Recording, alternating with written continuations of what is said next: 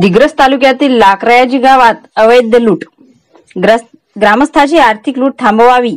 सविस्तर माहिती. दिग्रस तालुक्यातील लाक गावातील ग्रामपंचायतचा डाटा लेखाजोखा 2 युवकांच्या हाती, खाजगी अनोळखी व्यक्तीची हातात.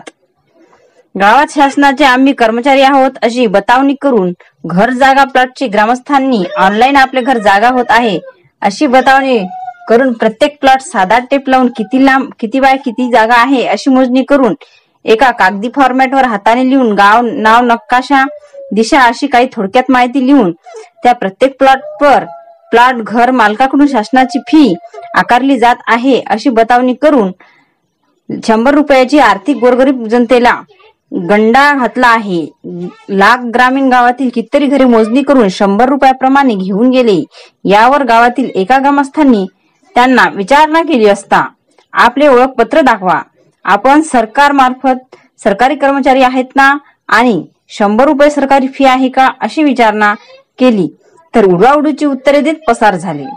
सावधान जनता सावधान. बाकी इतर खेड्यात सुद्धा अशा प्रकारे महाराष्ट्र शासन अधिनियम लोकांची आर्थिक लूट करण्याचे कार्य. पैसे किती घ्यायचे म्हणे? 100 रुपये. पावती 100 रुपये.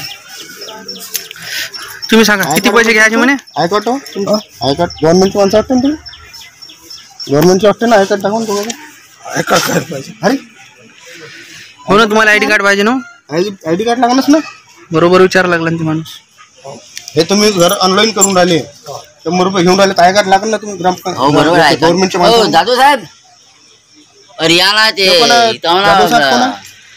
आपल्या मागच्या गल्लीत सेवक आहे का तो? ते बिना आयडी आमची शूटिंग वगैरे करायला लागले बा, म्हणून म्हटलं या पाहिजे ना. शूटिंग वगैरे करायला लागले. खूप नाही दाखवून राहिले तुम्ही. ते आयडी कार्ड लागेल ना. हे काय गुन्हा थोडी आहे. तुम्ही क्लिअर सांगायला पाहिजे. साधिक